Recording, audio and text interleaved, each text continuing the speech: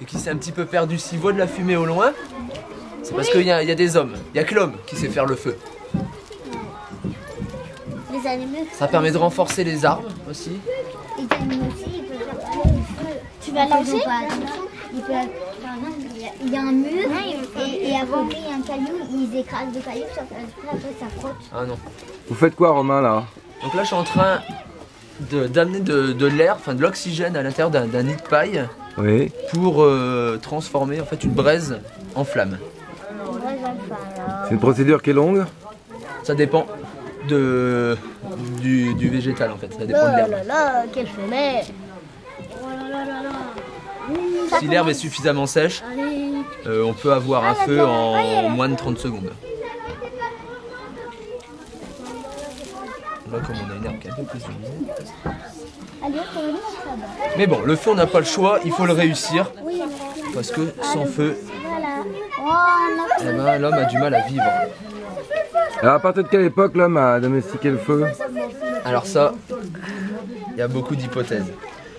Techniquement, on pense qu'il a le feu depuis, chez nous depuis 450 000 ans. Mais vraisemblablement, 450 000 ans, c'est ce qu'on appelle du feu capté. C'est-à-dire c'est du feu qui va récupérer notamment lors d'orage. On a une fabrication du feu par l'homme attestée environ 20 000 ans. Puisque là, on retrouve les matériaux utilisés. Donc la pierre, le silex et la marcassite.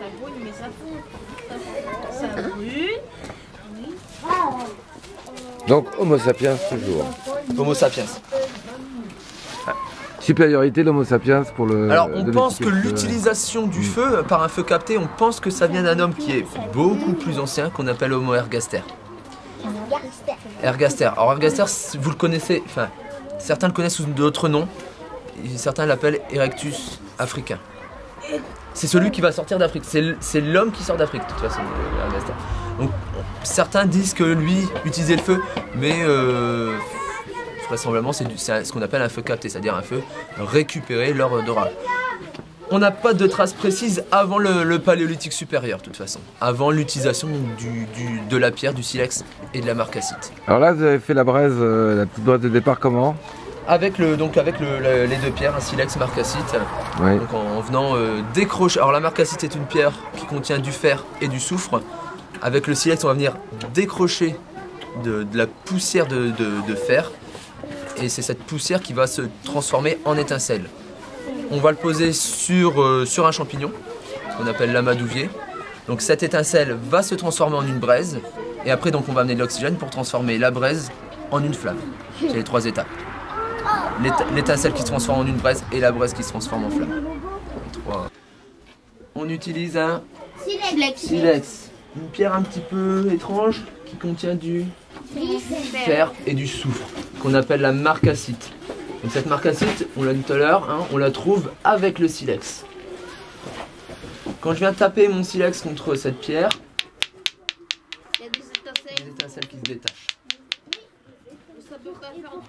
Ça peut pas faire de feu. Parce que les étincelles ils sont tout petits. Trop petites et ça dure pas suffisamment longtemps. Donc l'homme va notamment utiliser une matière capable d'accrocher cette étincelle, de la transformer en une braise et de la faire grossir. C'est un champignon. Alors celui-là il est un peu spécial ce champignon parce qu'il pousse sur les arbres. Hein, c'est un parasite. Hein. Donc on le récupère, on le fait sécher et on s'aperçoit qu'il y a 2 parties. Une partie qui fait des tubes, comme on a là, et une partie douce. Et c'est cette partie douce qui nous intéresse. Effectivement, on va s'en servir comme pansement également.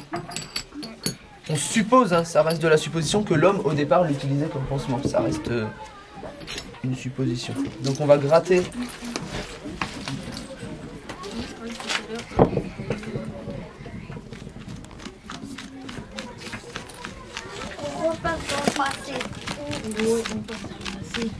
Il y a 2000 ans.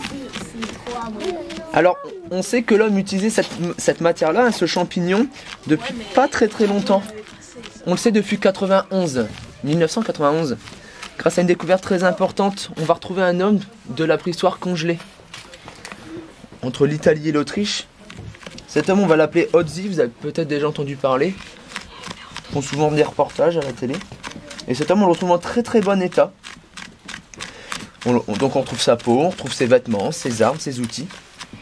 Et dans son vêtement, il y avait une petite sacoche en peau de bête. Et dans cette sacoche en peau de bête, eh ben, on retrouve Du silex, de la marcassite, du champignon et de l'herbe sèche. Donc là, on a tous les éléments. Ensuite, on peut rajouter l'autre partie du champignon. Hein, vous voyez, l'homme, il perd pas, hein, tout se récupère. Donc ça va l'aider à brûler. Alors, à part le champignon, on peut utiliser d'autres matières. Hein. On peut utiliser le bourgeon des sols, ce qu'on appelle les tubes des roseaux-massettes, c'est-à-dire des roseaux avec des petits tubes marrons. Vous avez peut-être déjà vu ça. Non. Et puis, je dirais la meilleure matière après le champignon, ce sont les crottes de lapin séchées. Quoi qu'il en soit, il faut des crottes des animaux qui mangent de l'herbe. Aujourd'hui, il y a encore des peuples qui utilisent ça, mais eux, ils utilisent les déjections des rennes. Vous savez ce que c'est un renne? C'est comme un cerf. Ça mange de l'herbe aussi. Donc ils récupèrent leurs excréments et ils font le feu avec ça. Et ça fonctionne très très bien. Vous parlez des Inuits, non? Ouais. Ouais. On a encore des peuples qui utilisent les mêmes... Tout à l'heure on parlait de faire le feu par friction de 2 morceaux de bois. Je vous ai dit on n'en est pas sûr, mais il y a toujours des peuples qui aujourd'hui font comme ça. Il y a certains peuples d'Afrique, des anciennes tribus africaines, qui font le feu de cette manière-là. La vache, elle mange de l'herbe. Ouais. Donc, on peut. Mais la vache, elle va apparaître beaucoup plus tard. Donc là, je vais venir déposer l'étincelle sur le tas de champignons.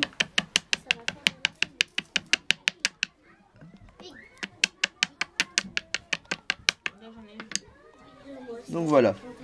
On a une braise. C'est assez rapide, hein? Ouais.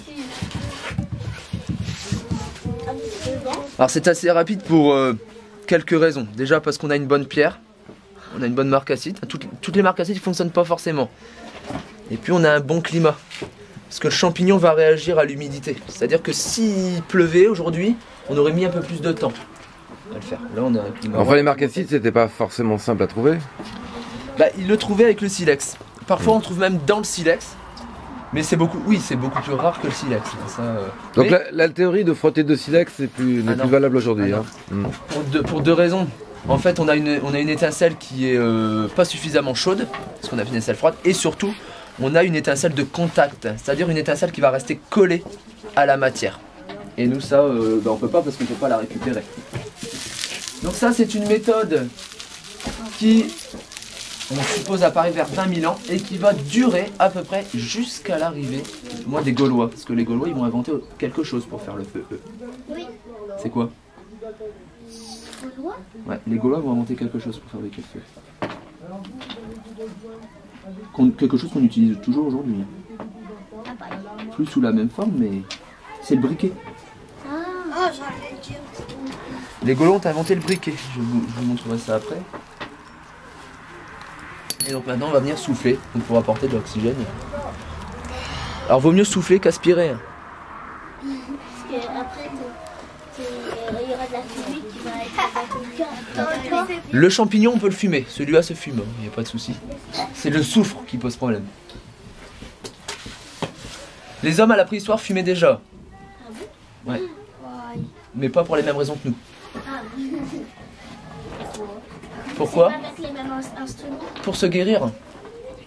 Ils fumaient certaines plantes, ça permettait déjà de s'anesthésier, c'est-à-dire de s'endormir.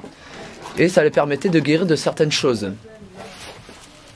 Nous là, quand on boit quand on fume, on devient Alors, je vais aller malade. à l'extérieur, parce qu'il y a beaucoup de fumée. Ça, Kelly, sa famille.